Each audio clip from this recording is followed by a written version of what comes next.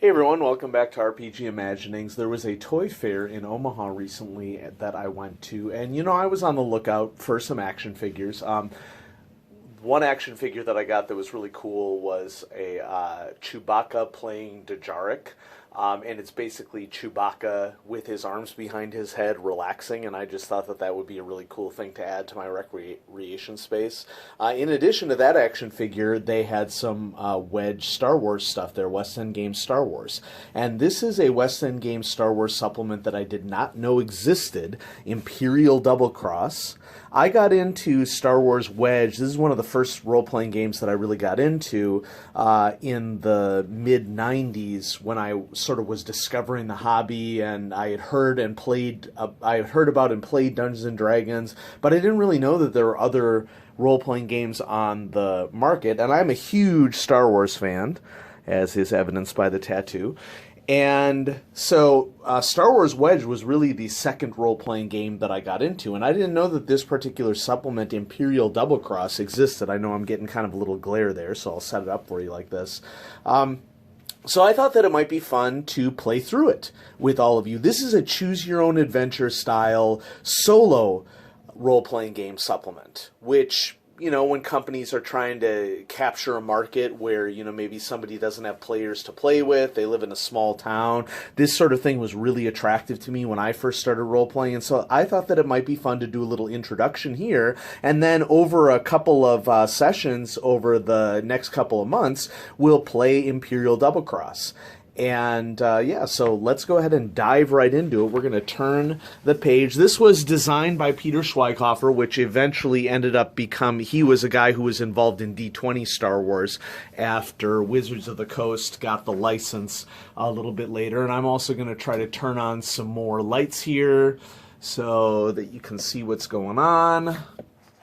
And you can see we have the Imperial symbol right there in the middle. And let's go ahead and start. We're going to start by reading sort of the setup for this solo adventure. Trapped. Darrick had hitched a ride with an infamous smuggler, Platt O'Keefe, and her ship, the Last Chance.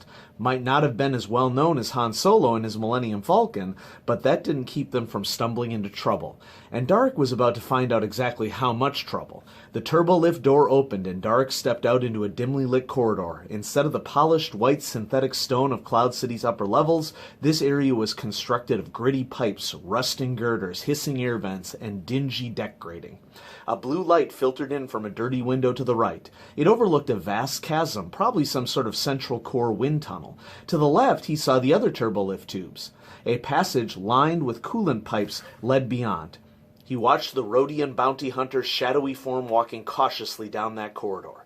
Slipping along the shadows, the boy followed. He wasn't supposed to be tailing Platt. She had told him to wait back at her ship until she'd finish her business here, but he had grabbed a blaster pistol and followed anyway.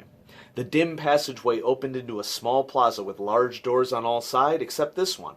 Platt was near one of the doors, fiddling with a control pad. The Rhodian sneaked over to a darkened corner near several coolant pipes, then silently pulled his heavy blaster pistol from its holster.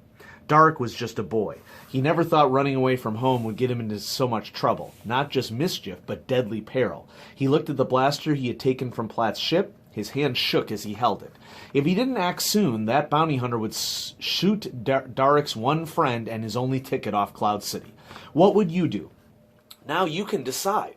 In this standalone role-playing game book, you play Darrick, a young man with dreams greater than his humdrum homeworld. There's a series of short stories and adventures you'll run into stormtroopers, bounty hunters, and sinister Imperial agents. Although you make the decision, you'll also depend on your skills and a bit of the Force. Are you good enough to tag along with a smuggler wanted by the Empire? Just begin by reading the story Getting Off This Rock. It introduces you to Darrick, the character you'll be portraying in the adventures. After the story, a short section explains a few rules for playing the game. Then you're ready to begin your escapades tagging along with one of the galaxy's infamous smugglers. All you need to play is this book, several six-sided dice, and a pencil. Bring along your imagination and a sense of adventure, and you're all set. You've seen the Star Wars movies, now live the adventure. Now that I think about this and hearing that Platt O'Keefe is the resident NPC here, who is like a main NPC PC that the folks at West End Games had designed for their Star Wars role-playing game. I'm pretty sure I have a supplement called like Platt's Starport Guide that I had won in a contest and was sent to me, and I seem to remember it being signed by the author, and I'll try to dig that up in between a couple of our sessions here. Now, this is going to take a little bit of time to read, okay? It's like a solid 3 pages, and I'm not going to read this section playing Dark right here. You'll notice that his character sheet is right here. WEG Star Wars is famous for being a 6-sided dice system, and it was the game where you just needed like copious amounts of 6-sided dice because you would stack up some of your abilities. Like you'll see that Dark has Sneak of 5D plus 2 right here. And if you'd been playing for a while, and we played WEG Star Wars all throughout my college years, you would get Force-sensitive characters with like huge dice rolls for using the Force. Anyway, I digress. Let's go ahead and continue with the story, and then what'll happen here is when we're ready, we'll start this stowaway chapter for the story over here, so just giving you a little preview of what's to come. So, diving right back into the story. Today was going to be Darik's last day on his homeworld of Brental. It began just like any other day. That was the problem around here. Every day blended into every other. Get up, go to the Brental Commerce Academy, do schoolwork and chores around the family complex, then get some sleep before the drudgery began again. Darik was going to change all that. This morning was filled with the usual bustling of the family. The compound was a great open courtyard bounded on all sides by the multi-level dwellings of Darik's older relatives. It was designed to be a calm place with a trickling fountain in the center and gravel walkways around cultivated patches of grass and flowers. The homes rose up several stories like giant rocks worn smooth by some ancient river.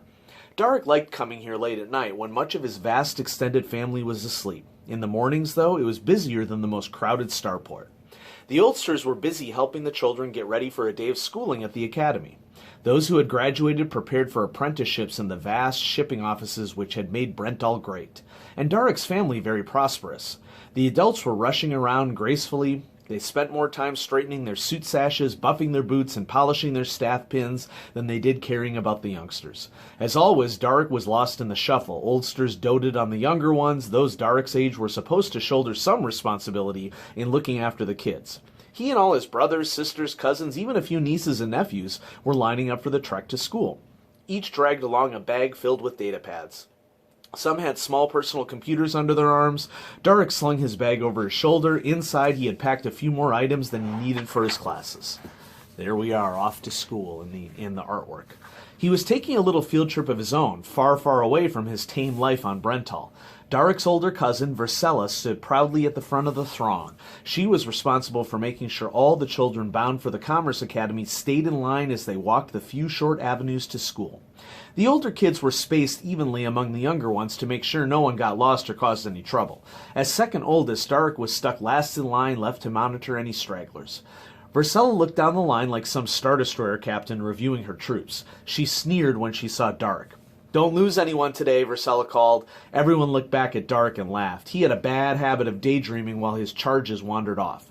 Elderly aunts, uncles, gamers, and gaffers, all long since retired, clamored around the children, handing out lunch canisters. The horde of the oldsters urged the kids toward the door with pats on the head and wishes for a studious day at the academy. "Here you go, Darik," some nameless gamer said. Gammer, I guess we would pronounce that said. She shoved a lunch canister into his hands and flashed a smile. "Pay attention in your stock tracking class." Yikes, sounds riveting. Before they reached the family complex gate, they passed Great Gammer Lissar. She was the oldest member of... Oh, I get it. Gammer as in, like, grandmother. She was the oldest member of Darik's family and the matriarch responsible for the family's success. Great Grandma wrapped her cane as each child passed. The younger ones waved as they went by. Darik smiled grimly. He knew she was tallying them by number and name. Great Grandma would discover one less when she counted this evening. The long line of schoolchildren wound its way out the family gates and along the walkway avenues of downtown Brental Starport. Darik felt intimidated by the imposed order of everything around him. Each pedestrian boulevard was bounded with shops, cafes, and the airy atriums of the office buildings. Potted trees, bushes, and flowers were placed down the avenue's center, creating an ordered yet natural environment. All the repulsor lift traffic soared far above the crowds, weaving among the elegant towers which grew out of each city block. At this time of day, the streets were packed with pedestrians. Most were commerce executives dressed in fancy suits. Dark noticed a few starport security men and a stray Imperial customs officer. He often pretended the security patrols were stormtrooper squads looking for him, a rebel spy or wanted gunrunner. Of course, here on Brental, Dark never saw real stormtroopers. He had read about them and watched hollows of them in the dreaded Imperial all-terrain armored transports crushing the terrorist insurgents. Sometimes he found something in the news nets about Imperial attacks on the Rebel Alliance, but Dark knew he was far from any excitement here. You know, just a quick aside, part of the reason why a lot of us loved Rogue One as a movie is because Rogue One really captured this feel of like rebel spies, rebel spec forces, which if you played WEG Star Wars back in the day, that was a huge component of the game.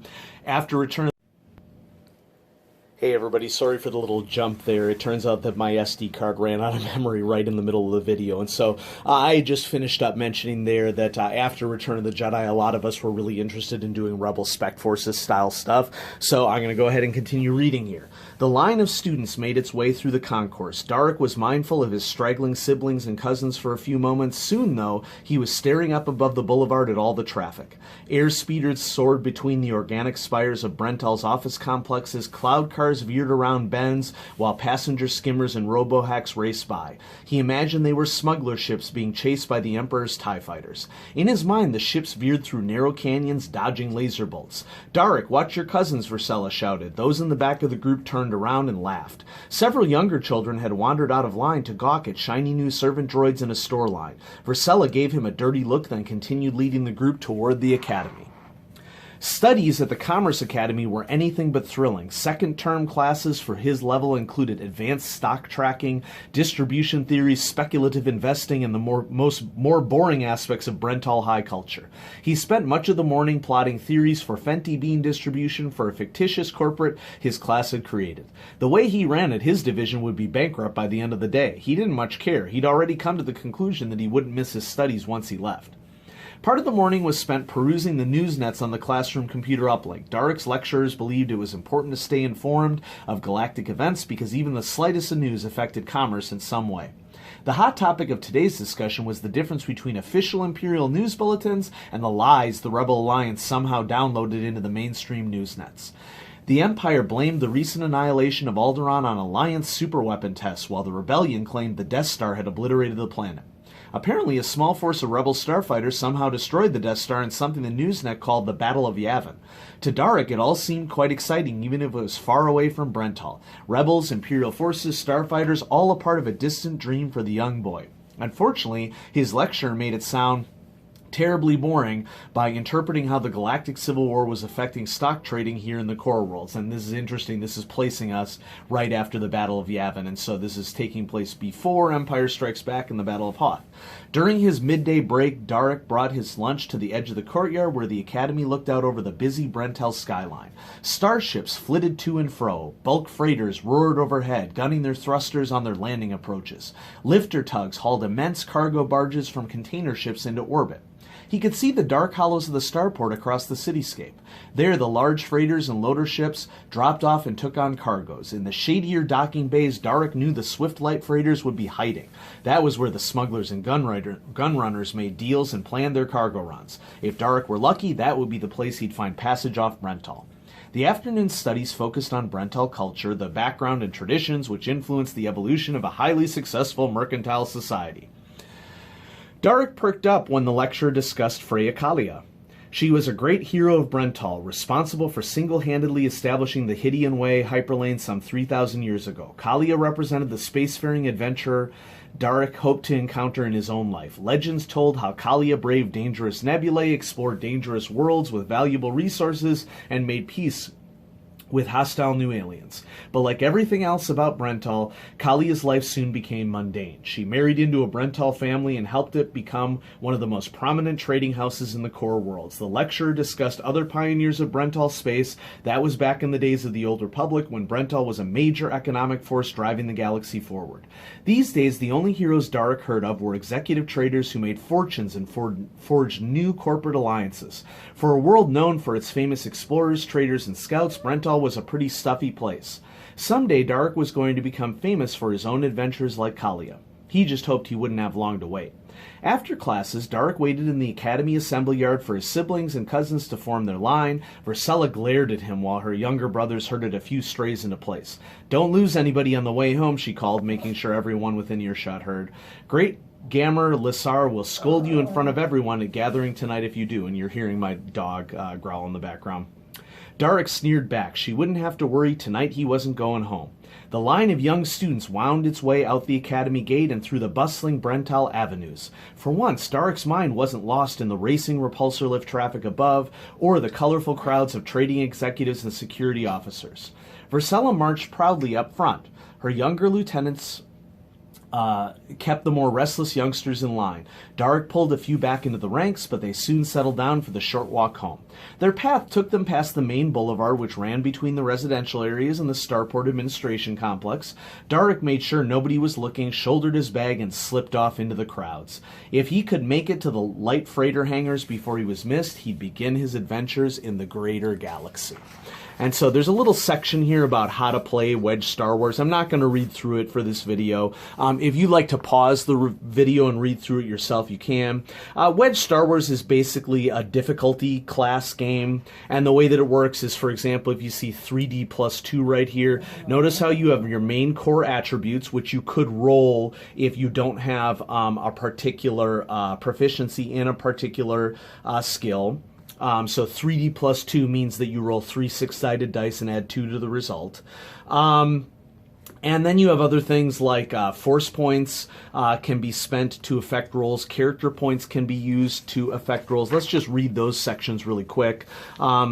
If you make a particularly bad roll, or if you want to improve a roll you've already made, you may use a character point to roll an additional die and add it to that skill roll. And I mean, remember, this is in the time in the mid-90s when like mechanics like that, which are now commonplace in role-playing games. I'm thinking of like exploding dice in Savage Worlds and advantage and disadvantage in Dungeons and Dragons, or bonus and penalty dice in Call of Cthulhu. Those weren't as common back then. And so this was an example of something that WEG did that was pretty interesting. And so there's a little list of the difficulty numbers here. So good luck, and may the Force be with you. Thank you, and also with you. And so we'll start the Stowaway chapter here the next time in the next video. This is part 1 of a, I don't know, several part series in which we will be further exploring Imperial Double Cross for West End Games Star Wars. Thanks for watching, everybody. I'll have more coming at you pretty soon. Bye-bye.